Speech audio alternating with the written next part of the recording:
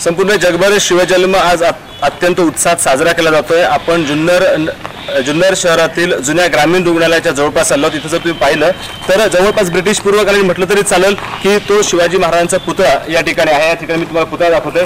तात्पुरत्या स्वरूपात त्याचं कलर काम करण्यात आलेलं आहे, थोडीशी दिव्याची व्यवस्था करण्यात आली, परंतु जर या पुतळ्याच्या खालच्या बाजूला जर पाहिलं तर इथे मात्र नगरपालिकेला कोणत्या प्रकारची सफाई करण्यासाठी वेळ मिळाला नाही। एवढंच नाही तर इथे सध्या कोंबड्यांची पिसं कोणत्या प्राण्यांनी इथे आणून टाकलीत, ती कोंबड्यांची पिसं या ठिकाणी दिसत आहेत। आजूबाजूची जर दुरावस्था पाहिली तर अत्यंत दयनीय आहे। एक कालावधी या ठिकाणी असा होता की अत्यंत उत्साहवर्धक वातावरण या ठिकाणी असायचं। इथे मागच्या जर तुम्ही भिंती पाहिल्या तर या ठिकाणी पहा ही ब्रिटिश कालीन सगळ्या वास्तू आहेत, स्वातंत्र्यपूर्व काळातील या सगळ्या वास्तू आहेत। इथे ज्याच्या काचा जर पाहिल्या त्या सगळ्या काचा फुटलेल्या आहेत, तिकडेही काचा फुटल्या। त्याच्या आतल्या बाजूला जर आपण जाऊन पाहिलं तर सगळीच डागडुजी झाली, तुटलेली दिसते सगळंच। पलीकडच्या बाजूला सगळे दरवाजे उघडे आहेत, तसंच पडलंय।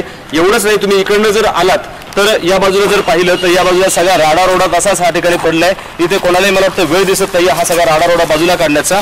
खरं तर या पुतळ्याच्या आजूबाजूला असणारा जो परिसर आहे हा परिसर स्वच्छ करणं गरजेचं होतं, परंतु आजच्या दिवसात मात्र इथे कोणत्याही प्रकारची काळजी घेण्यात आली दिसत नाहीये। फक्त नावाला कलर केलाय, हा कलर देखील नगरपालिकेने केलाय की नाही हाही मोठा प्रश्न उपस्थित राहतोय। कारण या ठिकाणी खालची सफाई जर पाहिली तर ती व्यवस्थितपणे झाली नाहीये। एवढंच नाही तर या ठिकाणी आपण इकडे आलात तर या ठिकाणी अजून एक महत्त्वाची बाब मला तुम्हाला दाखवायची की जुनं ग्रामीण रुग्णालय जे आहे त्या ग्रामीण रुग्णालयाच्या ठिकाणी इथे मात्र पेपर काढले जायचे, तपासणी करायची। ही जी इमारत आहे या इमारत जवळपास ही 1916 ची इमारत या ठिकाणी दिसते। इथेही अत्यंत परिस्थिती बिकट आहे। इथे राडारोडा सगळा पडलाय, इथे अशा या सगळ्या काचा म्हटलं तर काचा देखील या ठिकाणी फुटलेल्या आहेत। आणि या काचा फुटलेल्या असताना या ठिकाणी जर पाहिलं तर दुरावस्था झालेली लक्ष या ठिकाणी काही दिसत नाहीये। एवढंच नाही तर अजून एक महत्त्वाची बाब मला तुम्हाला या ठिकाणी सांगायची आहे। माझ्या उजव्या बाजूला जर तुम्ही पाहिलं तर या उजव्या बाजूला इकडे अहिल्याबाई होळकरांचा पुतळा आहे। तो स्वातंत्र्याच्या अगोदरचा पुतळा 1946 साली हा पुतळा या ठिकाणी बसल्यात। आपण तिथे जाऊयात, तिथली परिस्थिती काय ती आपण समजून घेऊयात। इथे जर आपण आता आलो तर माझ्या मागे जर पाहिलं तर जुनं ग्रामीण रुग्णालय जे याचं इथे प्रसिद्धीगृह होतं, या प्रसिद्धीगृहाच्या ठिकाणची पण अवस्था अत्यंत दयनीय झाली आहे। काचा इथे सगळ्या फुटलेल्या आहेत, खाली त्या काचा पडलेल्या आहेत। एकंदरीत तुम्ही इथे आलात तर माहिती मी तुम्हाला दाखवतो की अहिल्याबाई मोफत स्मृतिकागृह ही कौन्सिलर दिवाण बहादूर नारायणराव विठ्ठल सायन यांच्या हस्ते शनिवार दिनांक 7 मे 1938 रोजी बसवण्यात आली आहे। म्हणजे ब्रिटिश पूर्व काळात स्वातंत्र्याच्या अगोदरची ही वास्तू अत्यंत अजूनही जर पाहिलं तर तिचं बांधकाम अत्यंत उत्तम असं दिसतंय। थोडीशी जर डागडुजी करून याची जर दुरावस्था दूर केली तर हा एक ऐतिहासिक ठेवा आपल्याजवळ उपलब्ध राहू शकतो, हे पाहावं लागेल। एवढंच नाही तर इथे जर तुम्ही पाहिलं तर या ठिकाणी अहिल्याबाई होळकरांचा पुतळा आहे, तिथे शिवाजी महाराजांचा पुतळा आपण पाहिला। तिथे शिवजयंती असल्यामुळे निश्चित स्वरूपात तो पुतळा थोडाफार तरी फक्त पुतळा स्वच्छ करण्यात आलाय। इथे जर पाहिलं तर या पुतळ्याकडे अजिबात हात लावायला देखील कोणाला वेळ मिळणार नाहीये। नगरपालिकेच्या अंतर्गत येणारा हा सर्व परिसर आहे। याच्या अगोदर नगरपालिकेचा एक ग्रामीण रुग्णालय नगरपालिकेच्या अंतर्गत असताना हा सगळा विभाग त्या ठिकाणी होता।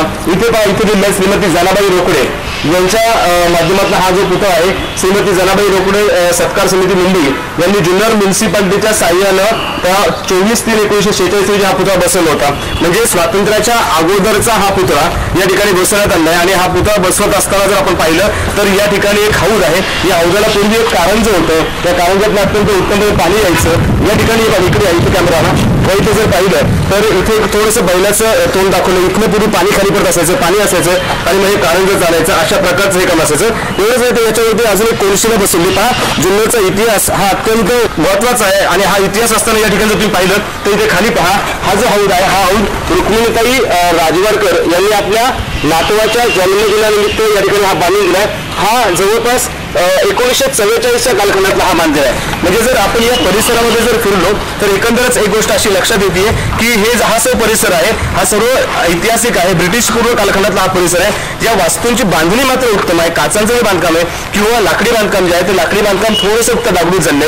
इथे ऐतिहासिक ठेवा असणारे अहिल्याबाई होळकरांचा पुतळा आहे आणि हा शिवजयंती या शिवजयंती सगळं शिवाजी महाराजांचा पुतळा या ठिकाणी त्याला तुम्ही मात्र डागडुजी केली आहे। जर या प्रशासनाने याच्याकडे लक्ष दिलं आणि हा ऐतिहासिक ठेवा जर जतन केला, इथे जर सुरक्षा व्यवस्था निर्माण केली तर मात्र बाब अत्यंत उत्तम होईल। इथे पहा, या ठिकाणी या गाड्या पार्क केल्यात, ही एक महत्त्वाची बाब तुम्हाला सांगायची। अजून या गाड्या इथे पार्क केल्यात। इथे या अगोदर एक 18 वर्षापूर्वी बाग होती आणि त्याच्या अगोदर बाग अत्यंत उत्तम होती। त्या बागेचं काही ठेवा या ठिकाणी दिसतोय, त्या बसण्याच्या जागा इथे दिसत आहेत की त्या ठिकाणी आहेत। ही बाग देखील इथल्या गाळ्यात केली आहे। जर खरंच जुन्नर तालुका हा पर्यटनाच्या दृष्टीने महत्त्वाचा होणार असेल, पर्यटन जर या ठिकाणी वाढणार असेल, तर या ठिकाणी पर्यटनासंदर्भातली जर एखादी उत्तमातली उत्तम वास्तू झाली, इथे एखादं म्युझियम जर झालं, तर निश्चित स्वरूपात या ठिकाणी शहरामध्ये पर्यटक येतील आणि शहरामध्ये पर्यटक आल्यानंतर शहराचा ठेवा मात्र जतन करून ठेवला जाईल आणि या ठिकाणी अनेकांना रोजगार उपलब्ध होतील.